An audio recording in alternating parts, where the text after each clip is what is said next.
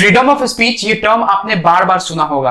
आप में से ज्यादातर लोग इसका मतलब भी जानते होंगे और शायद आप ये भी जानते होंगे कि freedom of speech and expression एक डेमोक्रेसी के लिए कितना जरूरी है।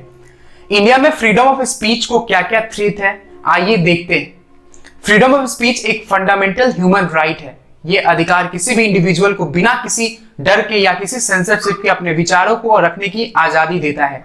ये राइट एब्सोल्यूट नहीं है, यानी इस पे कुछ रेस्ट्रिक्शन भी है जो कि रीजनेबल है।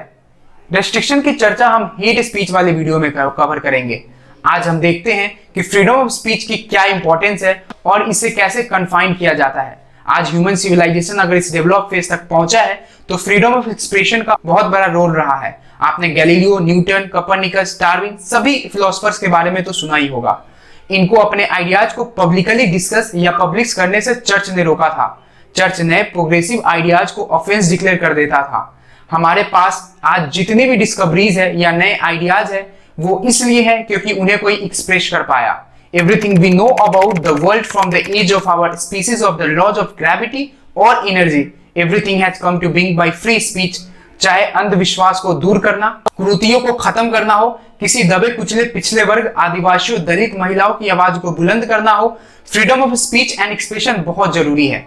दोस्तों, फ्रीडम ऑफ स्पीच कभी गारंटीड नहीं रहा है। हम हिस्टोरिकली ये देखते हैं कि चाहे डिक्टेटरशिप हो, ऑटोक्रेटिक या डेमोक्रेसी ही हो, हमेशा से ही रूलिंग अथॉरिटी अपने खिलाफ उठने वाली आवाज, क्रिटिसिज्म या डिमांड्स सबको सप्रेस करने की कोशिश की है। ऐसे हजारों उदाहरण हैं, चाहे रोमन एम्पायर जो अपने क्रिटिक्स को शेर के आगे फेंक देते थे, चाहे नाजी रिजीम जहां क्रिटिक्स को जेलों में भर दिया जाता था या उनका मर्डर कर दिया जाता था। और ये कोई बात बहुत पुरानी नहीं है। आप आज भी अपने आसपास ये देख सकते हैं कि कैसे अथॉरिटी क्रिटिसिज्म से बौखलाकर अपने क्रिटिक्स को अलग अलग तरह से टॉर्चर करती है। और कोई भी गवर्नमेंट अगर ये सब कर पाती है तो इसके पीछे होते हैं कुछ इम्परफेक्ट लॉज। आइए जानते हैं इंडिया में फ्रीडम ऑफ स्पीच को क्या क्या थ्रेट्स है। आपने एक्टिविस्ट नताशा नरवाल और उनके साथ आसिफ तन्हा और देवंगना के बारे में तो सुना ही होगा। ये तीनों CAA प्रोटेस्टर्स थे। इन लोगों को दिल्ली राइट्स में शामिल होने के आरोप में UAPA की धारा लगाकर 1 साल तक जेल में बंद रखा गया। दिल्ली कोर्ट के फैसले में जस्टिस मृदुल और जस्टिस अनूप जे की बेंच ने कहा कि आतंकवाद और प्रोटेस्ट दो अलग अलग चीजें हैं। उन्होंने ये साफ किया कि प्राइमा फेशी UAPA की धारा 15, 17, 18 के तहत कोई भी अपराध इन तीनों के खिलाफ सिद्ध नहीं हो पाते। ये सिर्फ एक एग्जाम्पल नहीं है, ऐसे हजारों मामले हैं।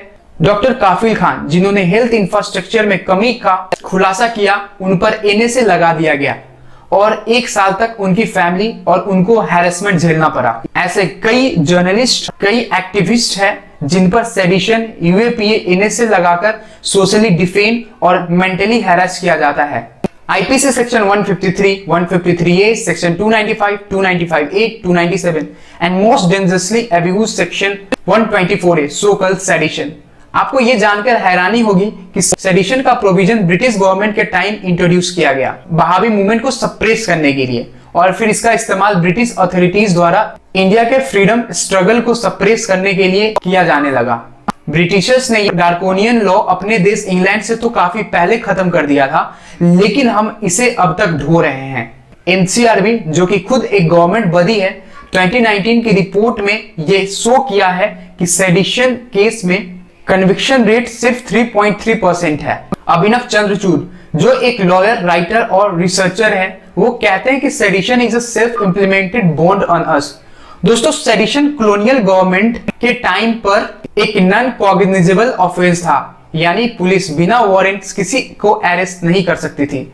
मगर 1973 में इंदिरा गांधी की सरकार ने इसे कॉग्निजेबल ऑफेंस में शामिल कर दिया। और क्योंकि सेडिशन एक नॉन बेलेबल ऑफेंस है और इसमें ट्रायल का प्रोसेस ही ऐसा है कि वो एक पनिशमेंट बन जाता है। हमने डॉक्टर काफिल खान और कई मामलों में देखा सेडिशन का मिसयूज डिसेंट को क्रिमिनलाइज करने के लिए हो रहा है। NCRB के डेटा के बेस पर हम देखें तो जब से 2014 के बाद सेडिशन के केसेस में राइज हुआ है, और स्पेशली उन स्टेट्स में जहां बीजेपी पावर में है। 2016 से 2019 के बीच टोटल 55,870 सेडिशन केसेस दर्ज हुए, जिसमें 40,000 से ज्यादा केसेस में चार्जशीट भी फाइल नहीं हुआ, लेकिन सिर्फ 6,511 में ही कन्विक्शन हुआ, जो कि सिर्फ 11.6% है। 2019 के आंकड़ों ये दर्शाते हैं कि सेडिशन के केसेस में 165% का जंप है और कन्विक्शन घटकर सिर्फ 3% हो गया है। रिपोर्टर्स विदाउट बॉर्डर्स एक इंटरनेशनल ऑर्गेनाइजेशन है जो कि एक फ्रीडम ऑफ प्रेस रिपोर्ट जारी करती है। उसके अनुसार इंडिया की फ्री प्रेस इंडेक्स में रैंकिंग लगातार गिरती जा रही है।